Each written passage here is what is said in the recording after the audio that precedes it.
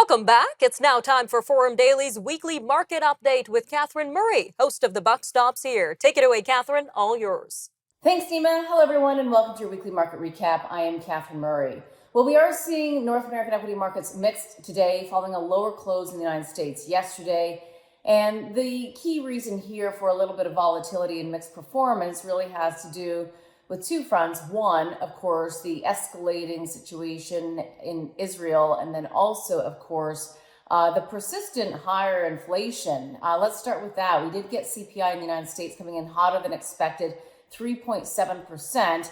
But keep in mind that that is versus 9.1% a year ago. So in other words, we have certainly seen a big pullback from a 40-year high on the inflation front, but there is the view that it is going to stay higher for longer. And therefore, what does that mean in terms of the Bank of Canada, let alone the U.S. Federal Reserve, in terms of keeping rates higher for longer? And that's putting pressure on the valuations and the markets. Away from that, of course, we are seeing the price of WTI up by about 3.5%.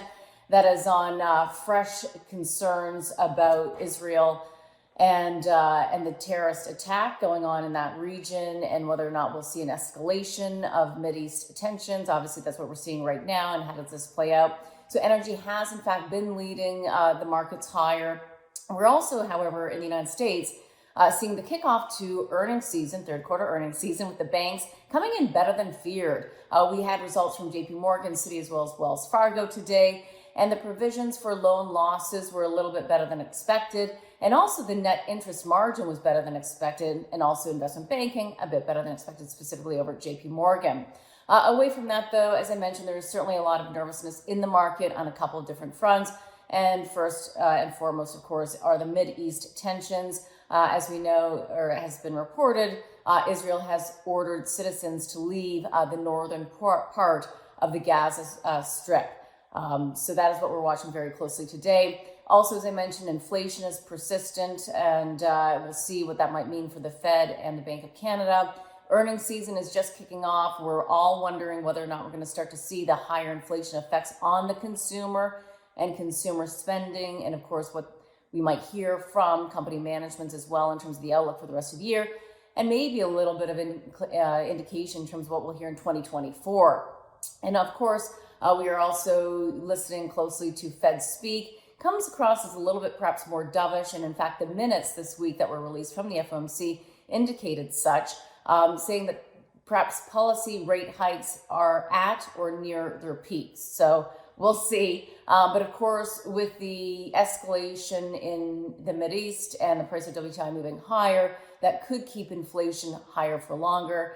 And that will, of course, have an impact on the Fed and BOC and central bankers around the world, their decision in terms of keeping rates higher for longer.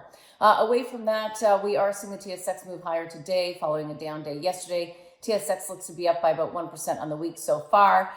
We are seeing most sectors higher today. Gold is up over 2%. Bitcoin is higher on the day. As I mentioned, oil up over 3%. And the Canadian dollar is also higher versus the US dollar following a big drop yesterday.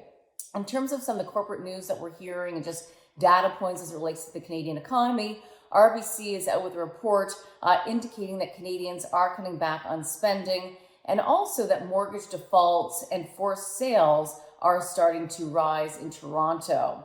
Away from that, we did get the results on the existing home sales. They were down 1.9% in September. That is 3 months of decline. So obviously the higher interest rates are impacting the real estate market.